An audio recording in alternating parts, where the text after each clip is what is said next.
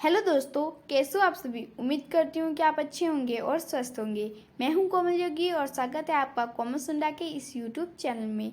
आज की इस वीडियो में हम पढ़ेंगे कक्षा 4 अध्याय 3 झीलों की नगरी। तो आइए दोस्तों, चलते हैं हमारे पहले पेज पर। जैसा कि हम हमारे पहले पेज पर आ चुके हैं, झीलों की नगरी। तो आइए दोस्तों, पाठ को शुरू करते हैं। मैं कंकु हूँ, मैं उदयपुर में रहती हूँ।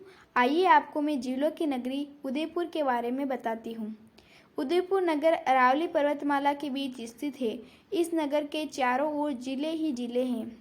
जिले ही जिले मतलब कि पाली, दिल्ली, इस तरह के जिले नहीं, मतलब जो पानी से भरे होते हैं, इस तरह की जिले। पिछोला, स्वरूप सागर, फतेह सागर, उदय सागर, दुधतलाई, जना सागर आदि जिले। इनके कारण ही तो उदयपुर को झीलों की नगरी कहा जाता है। बरसात की ऋतु में तो इन झीलों की छटा भी और भी बढ़ जाती है। ये झीलें कश्मीर की होड़ करती है, अतः कई लोग इस नगर को राजस्थान का कश्मीर भी कहते हैं। तो दोस्तों, इसका अर्थ है कि एक लड़की है कंकु, जो उदयपुर में रहती है और वो हमें झीलों की नगरी यानी कि उदयपुर के बारे में बताती है कि उदयपुर अरावली पर्वतमाला के बीच स्थित है और इसके चारों ओर बहुत सारी झीलें हैं, जिनमें से कुछ झीलों के नाम भी बताए गए हैं। और इन झीलों के कारण ही उदयपुर को झीलों की नगरी कहा जाता है। और वहाँ पर ये कश्मीर की होड़ करती है, इसलिए हम इसे राजस्थान का कश्मीर भी कह सकते हैं। फतेह सागर के बीच बना नेहरू उद्यान इन झीलों के पानी में ही जगनिवास तथा जगमंदिर नाम से जल महल भी है। इन झीलों में पर्यटक नौका विहार का आनंद लेते हैं। रात्रि के समय जब यह उद्यान तथा ये महल विद्युत के प्रकाश से जगमगाते हैं तो इनकी शोभा देखती ही बनती है। एक विशेष बात यह है कि ये झीलें इस प्रकार बनी है कि एक झील का पानी दूसरी झील में आता है, अतः ये झीलें जल संरक्षण का उत्कृष्ट उदाहरण है। इस झील में ही उत्तर की ओर सौर वेधशाला भी बनी हुई है। इसमें वैज्ञानिकों द्वारा सूर्य की गतिविधियों का अध्ययन किया जाता है। उदयपुर में कई ऐतिहासिक तथा अगले पेज पर चल के देखेंगे कि ऐतिहासिक तथा और क्या है। पहले इसका हम सारांश जान लेते हैं। फतेह सागर में एक नेहरू उद्यान है और वहाँ पर बहुत सारे जल महल भी है और वहाँ पर सौर मतलब इस तरीके की बहुत सारी देखने लायक चीज़ें हैं। ठीक है, ऐतिहासिक तथा दर्शनीय स्थल है। पिछोला झील के किनारे महाराणा प्रताप के वंशजों का भव्य महल है। इसमें कांच का काम तथा चित्रकारी अद्वितीय है। फतेह सागर के किनारे पूर्व में और मोती मगरी नाम का प्रसिद्ध ऐतिहासिक स्थल है। इस पर चेतक घोड़े पर सवार महाराणा प्रताप की विशाल प्रतिमा है। उसी परिसर पर महाराणा प्रताप के सहयोगी हकीम खां सूरी, भामाशाह, बिलू राणा, पुंजा, मन्ना, जाला आदि की प्रतिमाएं भी हैं। ध्वनि प्रकाश कार्यक्रम के माध्यम से यहाँ मेवाड़ की गौरव गाथा को दर्शाया जाता है।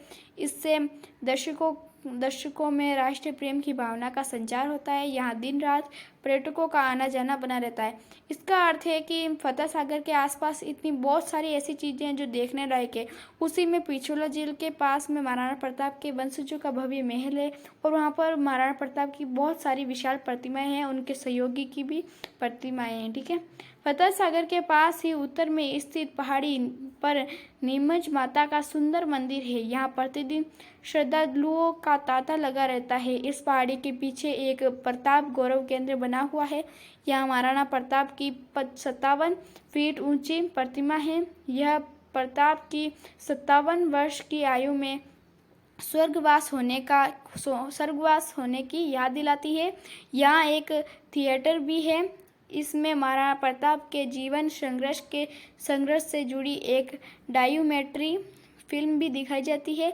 इसके अतिरिक्त यहाँ कुछ अन्य प्रतिमाएं भी लगी हुई है। इसका अर्थ है कि फतेह सागर में स्थित उत्तर की ओर एक पहाड़ी है जहाँ पर नीमत माता का एक सुंदर महल है और वहाँ पर मतलब पहाड़ी के पीछे प्रताप गौरव केंद्र बना हुआ है और वहाँ पर महाराणा प्रताप की 57 फुट ऊंची प्रतिमा है और वो प्रतिमा याद दिलाती है कि महाराणा प्रताप 57 वर्ष की आयु में स्वर्गवास हो गए थे।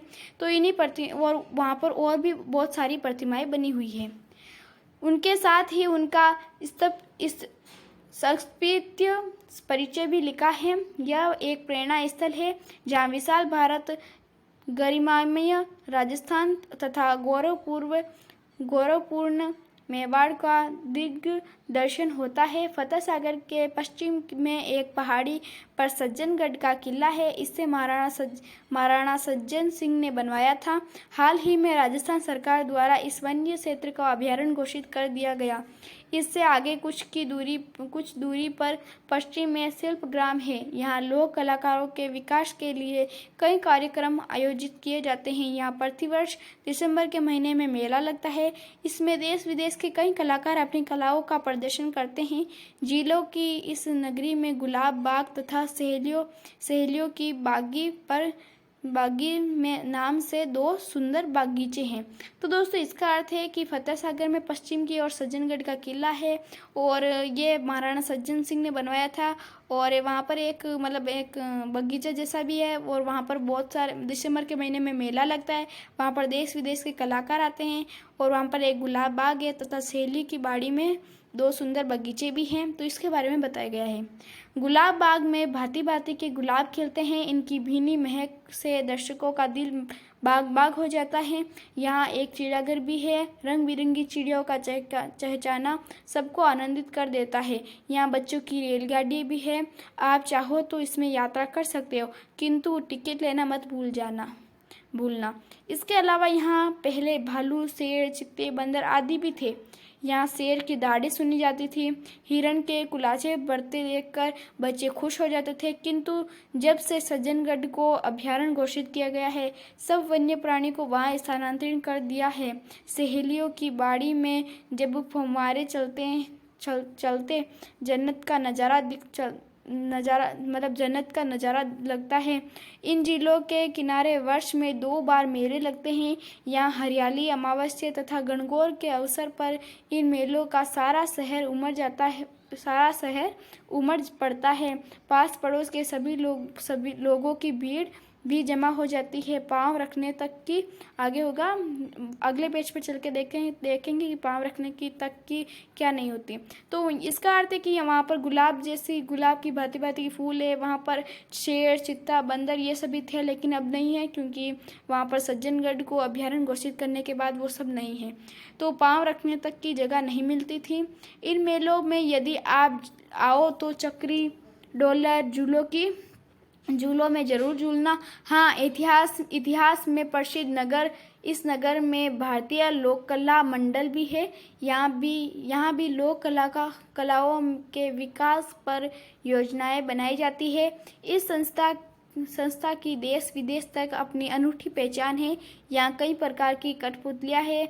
उनका नाच तथा करतब देखकर सभी दर्शक आनंदित हो जाते हैं। ये सभी बातें इस झीलों की नगरी में सांस्कृतिक धरोहर है। यदि आप इन सब का आनंद लेना चाहते हो तो मेरा निवेदन है, पधारो हमारे देश। इसका अर्थ है कि वहाँ पर बहुत सारे मेले लगते हैं। तो वहाँ पर डोलर, चक्री, इस तरीके के झूलों में ज़रूर झूलना।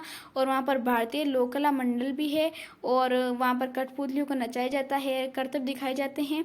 और फिर वो जो कक्कू लड़की है वो बोलना चाहती है कि मेरा निवेदन है कि आप पधारो हमारे देश, मतलब कि मेरे देश जरूर आओ। तो दोस्तों आज के लिए इतना ही। उम्मीद करती हूँ कि वीडियो अच्छा लगा होगा। हम मिलते हैं इसी चैनल के अगले वीडियो में। तब तक के लिए इसी तरह मुस्कुराते रहो। आपका दिन शुभ रहे। दोस्तों यदि वीडियो अच्छा लगे तो लाइक करें, शेयर करें और हाँ, चैनल पर नए हैं तो सब्सक्राइब करना बिल्कुल भी ना भूलें। धन्यवाद।